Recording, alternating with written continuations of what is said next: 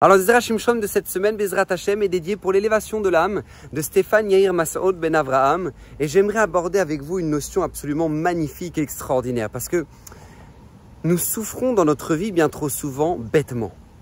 Nous souffrons dans notre vie bien trop souvent bêtement. Pourquoi?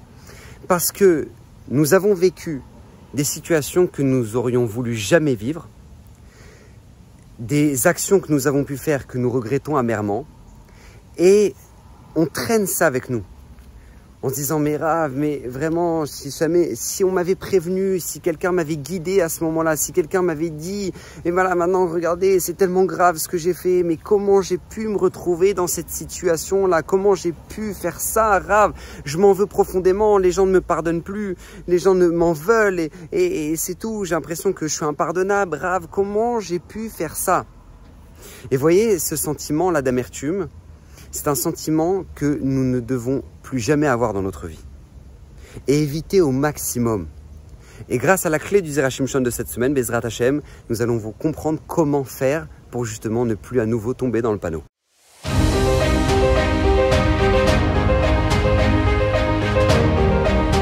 Alors il faut essayer de comprendre comment deux notions qui sont enseignées dans la Gemara peuvent s'arranger. Parce que d'un côté on nous dit un homme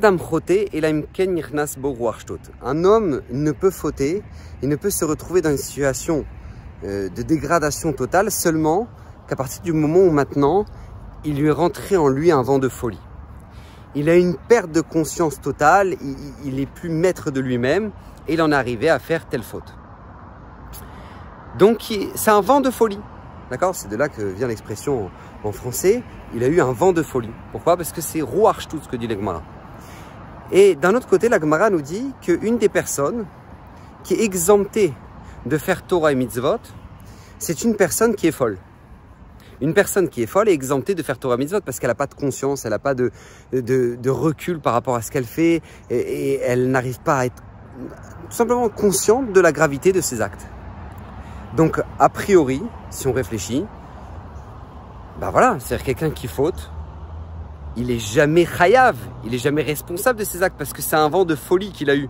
Et un fou, il est exempté de faire Torah Mitzvot. Alors comment ça s'arrange?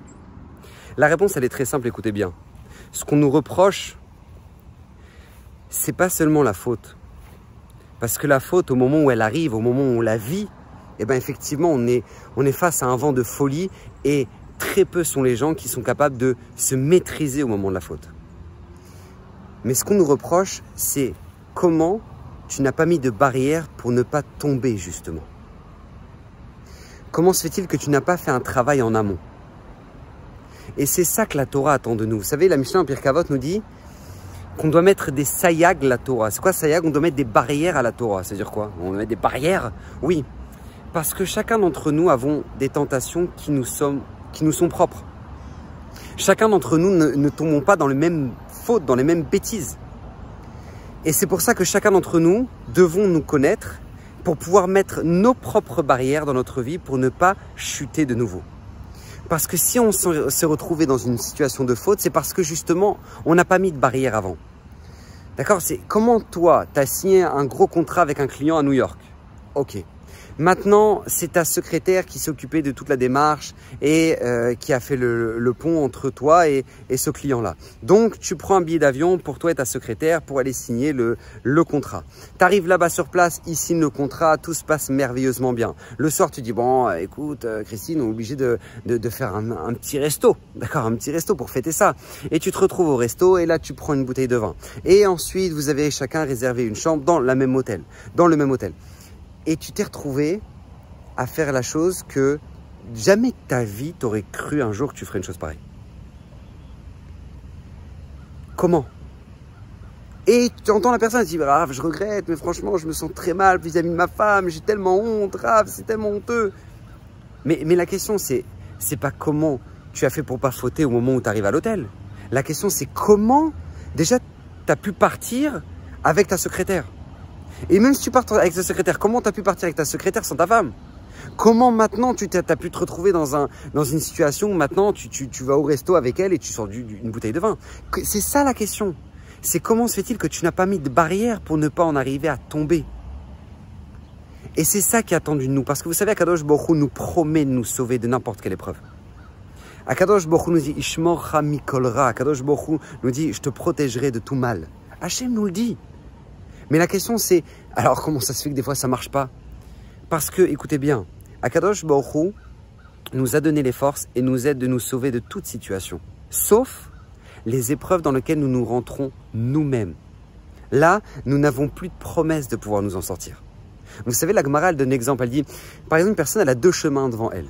D'accord? Elle a le chemin pour un chemin plus court, mais cette personne-là sait très bien qu'en passant par ce chemin, elle risque de voir les femmes qui sont en train de faire leur lessive dans la rivière et qui remontent leurs manches et qui va voir justement des femmes qui ne sont pas très habillées. Ou, deuxième solution, c'est un chemin plus long, mais qui est propre, qui est sans aucun problème de vision interdite. Et là, qu'est-ce qui se passe? Cette personne a dit, non, non, moi je vais passer par le plus court, là où il y a les femmes, mais je ferme les yeux. Et la Gemara nous dit, il va passer par le chemin où il y a les femmes, il ferme les yeux et il ne voit rien. La Gemara nous dit, il s'appelle un rachat. Ça s'appelle un impie. Pourquoi? Parce que tu n'es pas conscient que ce qui te sauve, c'est les barrières que tu es capable de mettre dans ta vie. Vous savez, je donne un exemple très simple. Il y a un rave en Israël qui s'appelle Rav Yaakov Zon. Rav Yaakov Zon raconte sur lui-même qu'il avait une tentation d'appuyer un peu trop souvent sur le champignon quand il conduit sa voiture. D'accord? Un peu trop souvent. Et donc, il a décidé de vendre sa nouvelle voiture parce qu'il sentait que c'était dangereux pour acheter une voiture qu'il était persuadé et certain que jamais elle dépassera la limite de vitesse tellement elle est vieille et tellement elle est fatiguée. Et en fait, qu'est-ce qu'il a fait ici, Rav Yaakov Zon? Il a su mettre une barrière à un Yetzer Hara qui sait qu'il est extrêmement dangereux pour lui, parce que c'est sa vie qui est en jeu. Moi, je vois des garçons, ils me disent « Ah, mais voilà, je me retrouve dans des situations où voilà, je regarde des films et je suis dans mon téléphone et puis je m'en veux tellement, Rav, j'aimerais faire tchouva, c'est Kippour, c'est Rosh Hashanah, qu'est-ce que je peux faire ?» Mais en fait, la première chose à faire, c'est mettre un filtre. Mets un filtre à ton téléphone. Il y a des super sociétés, NetSpark par exemple, qui te mettent des filtres à ton téléphone. Et parce que tu peux dire, oh non, Bezrat Hashem, ça ne se reproduira pas. Mais il n'y a pas. Si tu veux pas que ça se reproduise, tu es obligé de mettre des barrières. Tu es obligé de mettre des barrières à ça.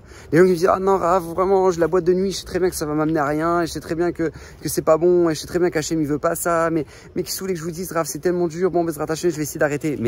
Mais c'est pas... Avant d'arrêter la boîte de nuit, il faut arrêter les mauvaises fréquentations, parce qu'en général, tu vas pas en boîte de nuit tout seul, d'accord? Tu vas pas en boîte de nuit tout seul. Et ce sont ces barrières-là qui sont essentielles, parce qu'encore une fois, Akadosh Baruch Hu nous a envoyés dans un monde où on a des épreuves à passer.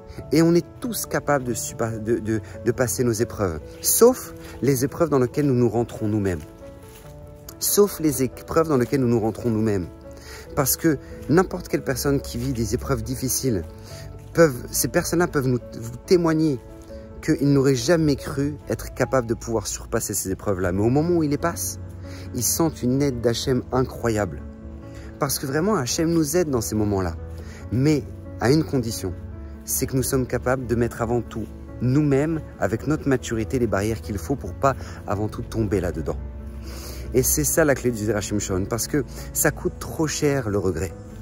Ça coûte trop cher une vie d'amertume dans laquelle maintenant on se dit mais j'aurais tellement voulu éviter ce genre de situation, ça m'a fait tellement mal et j'ai tellement honte de ce que j'ai pu faire. Ça coûte trop cher. Donc nous dit Zera Shimshon, vous savez, au lieu de payer ce qu'on va regretter, eh ben, mettez de l'investissement sur les barrières avant pour ne pas se retrouver dans des situations comme ça. Donc Bezrat Hashem, que le Srout de Zera Shimshon nous aide pendant cette période-là de Tchouva, Bezrat Hashem, à prendre les bonnes décisions, à savoir mettre les bonnes barrières au bon endroit, Bezrat Hashem, pour ne pas retomber, et que Akadosh Baruch Hu vous bénisse de toutes les brachot, et que le mérite du Zera Shimshon, qui a promis que tout celui qui l'étudiera régulièrement méritera une multitude de bénédictions, et bien que ces bénédictions résident dans vos maisons. Amen. Kenny Ratson Bracha Vatsacha la semaine prochaine.